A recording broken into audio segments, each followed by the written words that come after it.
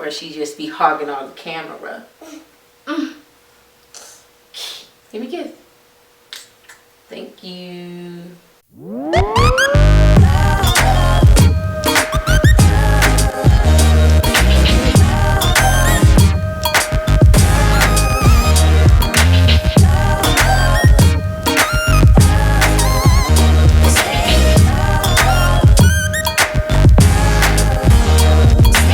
Hey guys, it's your girl, the handy homegirl, and I am back with just kind of talking to you video. I get this question a lot, and if you hear something in the background like sneezing, that is my child, and this is gonna go into like the motherhood section of it. I kind of feel like I didn't express or talk a lot about my pregnancy. I kind of started doing YouTube like seriously in the midst of that, so I really was learning how to be consistent with my vlogging or talking about it, even sharing about it. You know, just the symptoms, but I'm not gonna get into that because she's 1 now and everybody knows that she's here, and that's that. So maybe with my next I'm not pregnant, but we do want more children. So with my next one, I will kind of keep you up to date because every experience pregnancy is different, and you know, I might have something to share that may not have happened ever before in life, and you know, it could happen to you. Like, oh my God, I was only a freak in the world who this happened to. Or you won't be. But this video is more so about how I became a stay-at-home mom.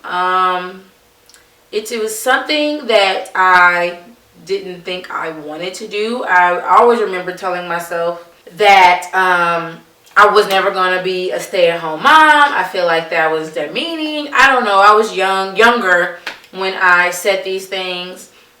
But it wasn't until I had my daughter that I was like, I want to be at home. And when I had her, I was working for a company, and luckily I got the job. I was not working there before when I found out I was pregnant. I was not working. I was working freelance or temp stuff. And when I found out I was pregnant, I was like, okay, well, I need to really, you know, try to help provide for our family. So I was working during my pregnancy, the entire time of my pregnancy. And it wasn't until I was, you know, gonna go back to work. I was just gonna do it. And then I had her, and that bond that you have with your child from birth until, you know, I mean, really forever, but until like that 3 months is up, you feel like you didn't do crap. Like, how can I bond when the first week was about, you know, breastfeeding going terribly, so we're not connecting, you hurting my boobie, and I don't like you for doing that. You know, my nipples she cracked blood, y'all, like for real. I was like, you tripping, you are straight up tripping, like blood. It was gross. So I started out working. I went into labor. I wasn't at work. I left work, got home, went to sleep, went into labor. And that time with her, I mean, I had kind of like postpartum, because I just felt like I had to go back early than 3 months, because when Sir was doing temp work too, his contract was up, and so it was like, well, I have to go back to work. And I was going to take the extra month, I think it's a month and a half or something like that they won't pay you for.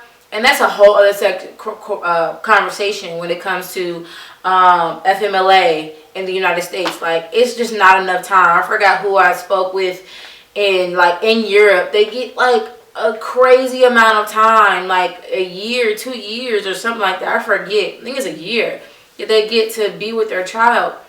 I decided to go back to work, and it was very hard. I was very sad at the time. I couldn't pump because my job did not have an appropriate pumping room, even though there were 3 women at the job who were pregnant at the same time.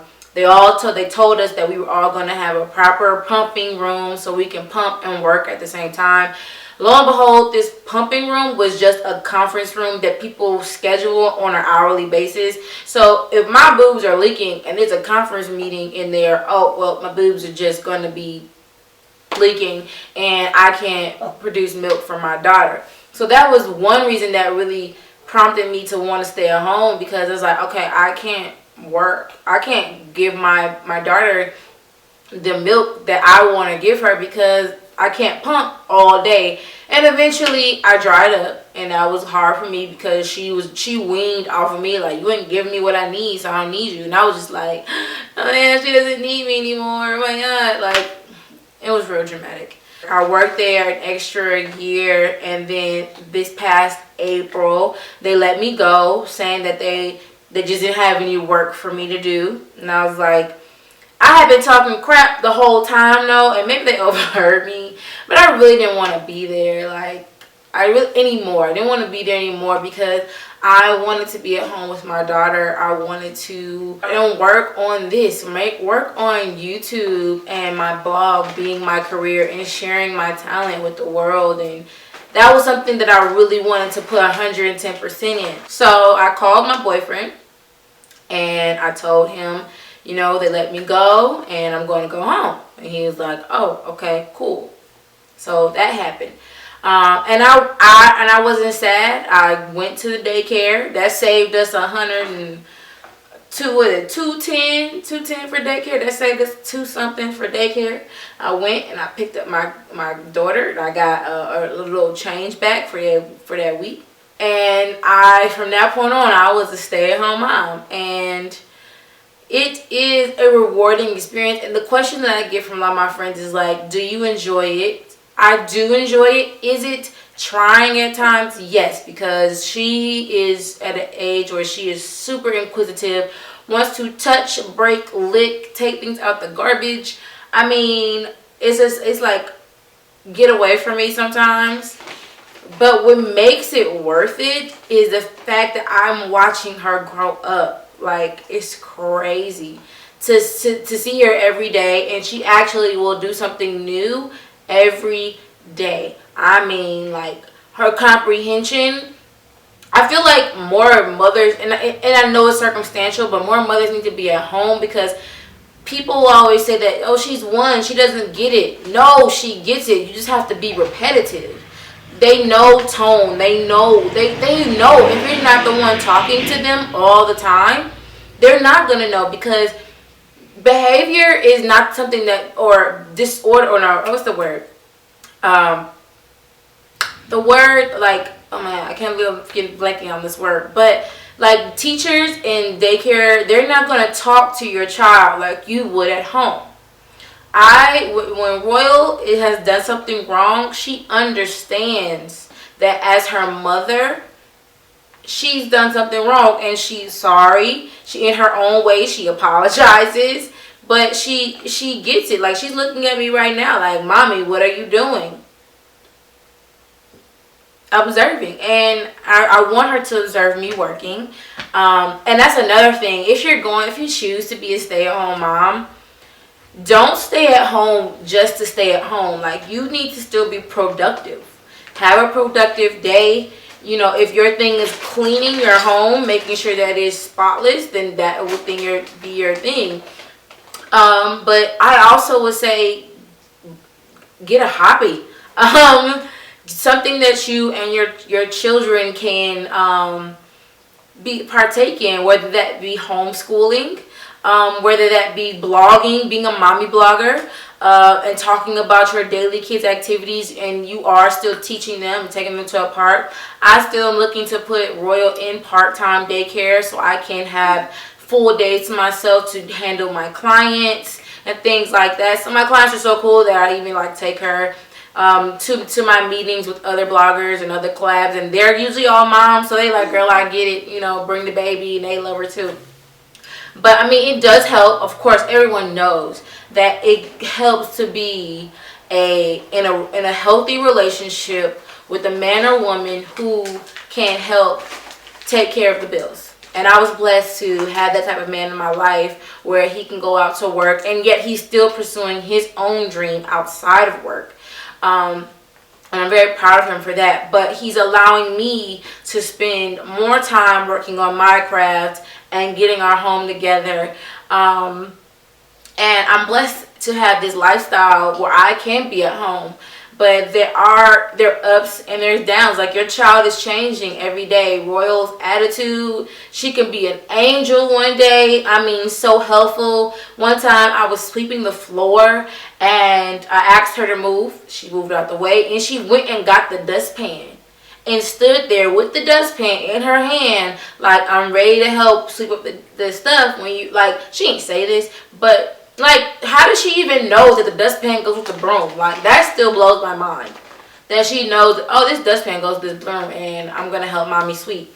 Sometimes she's a sweet angel and then sometimes she's a pain in my butt. Like, oh my God. Sir Mitchell, if you don't come and get this child, the ultimate thing is, like, these moments that you have with your 1-year-old, 2-year-old, 3-year-old, 16, 21-year-old, whatever, they're going to be gone. Like, I just remember the day she was born. And I'm blessed to see her grow every day. And that's the most rewarding part about being a stay-at-home mom. I don't sit on the couch. Well, I have my days because y'all saw me grout and tile that bathroom. Okay, I needed my time. But most of the time when I do sit in my butt too long, I get antsy and I gotta work. I gotta network, gotta meet, gotta do something, blog, get on camera and talk to y'all. But yeah, so that's how I became a stay-at-home mom. I enjoy it thoroughly. I can honestly say that I regret saying that I was never ever going to be a stay-at-home mom, because being at home gives me more time to work as a DIYer, a blogger, an entrepreneur. And I can be an example to my daughter. Like, she's literally sitting right here, right there, eating a bag of pretzels, unfortunately. But yeah, so I just wanted to come on camera and, share my story of my journey of being a stay-at-home mom. It's a great experience. And if you are, in that space or that place in your life with your partner that you feel like, I would like to stay at home, then, stay at home and see how it works. Because I know Sir, this is the thing, Sir was at home with Royal for the first 3, 4, 5 months, and then I was at work, and then we switched. So he got to work on his craft while I was at work, and once I got let go, fortunately he got a position and I was able to stay at home and be here to share my gift with you all. So I hope you enjoyed my story. Comment, like, share, and subscribe. If you have any other moms or dads who are contemplating being stay-at-home moms, contact me, ask me questions. Yeah, I mean, I fill my time with exercise and this. So, well, mostly this, and people stay on me about the exercise. Alright guys, don't forget to follow me on Instagram, Pinterest, and Twitter at the Handy Homegirl 14. And I love you guys. Thanks for watching this video, and I'll see you later. Bye. Come here, baby. Come here. Royal. She's coming over here. Hey, baby. Hi. Oh, hey, monkey face. Say bye-bye, everybody. Okay, get a pretzel. Hold on. Bye-bye. Is that your bye-bye? Yeah. Yeah. Bye, y'all. Yay, Royal. Yay, Royal. Yay. Check out my collection of DIY wear available now at thehandyhomegirl.com. Hey, homies. You can find more DIY tips and tutorials at thehandyhomegirl.com. And stay up to date by subscribing to my blog and my YouTube channel. And you can also follow me on Facebook, Pinterest, Twitter, and Instagram. See you later, guys. Bye.